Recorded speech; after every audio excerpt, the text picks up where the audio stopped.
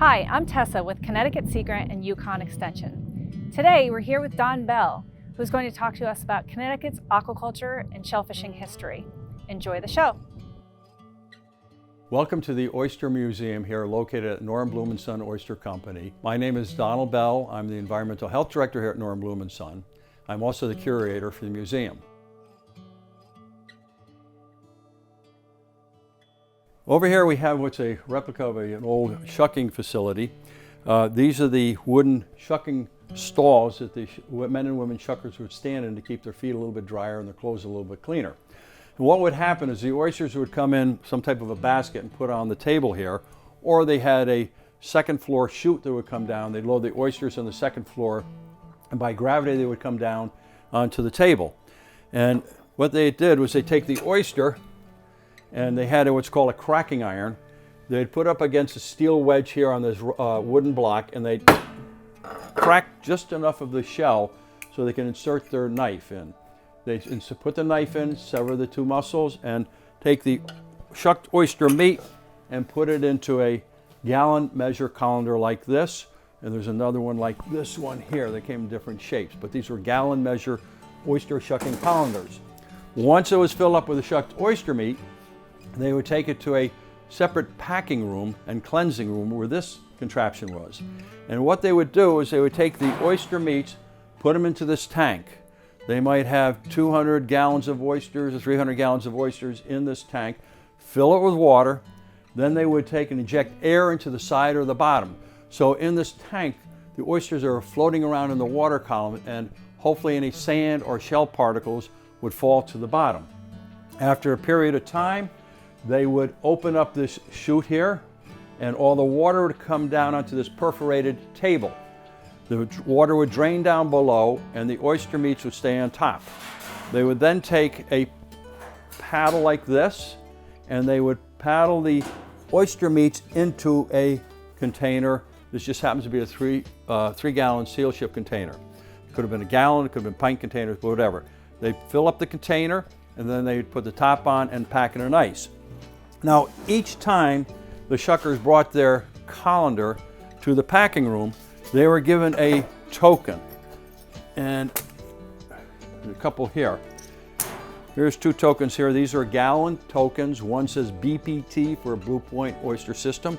The other one is SOS for Seal Ship Oyster System. The shuckers would get, each time they turned in their gallon measure of oysters, they were given a token. They put it in their pocket. Now, if they had a lot of oyster tokens, gallon ones in their pocket, they could always turn it in for a larger one, for like a 20-gallon or a 40-gallon token. At the end of the week, that's how they got paid. I started this collection of the cans here probably 45 years ago. So I had all these cans in my house, lower level on display, and the only people that really got to see it were my friends. Oysters were packed in bottles such as this one here. This came out of New Haven, Connecticut. They packed the oysters in this, and they put either a cork or some type of a stopper on top of here. They also had what we call stoneware crocks, like this one here. Normally, a lot of these crocks are used for pickle oysters. This one here in particular came from New London, Connecticut, and they had a cork on the top of this. The other cans here, most of these companies are long gone. The few of the ones that are here in Connecticut, we had the Row Oyster Company, which is out of New Haven, very big. They had a lot of employees, something like 100 employees, a lot of big boats out in Long Island Sound, a lot of oyster grounds. They were like #1 on the East Coast. Their oysters went all over the country. Seal Ship Oyster Company was very well known. A lot of the smaller companies would adopt the Seal Ship logo. What Seal Ship came up with was a way to ship the oysters and keep them sanitary.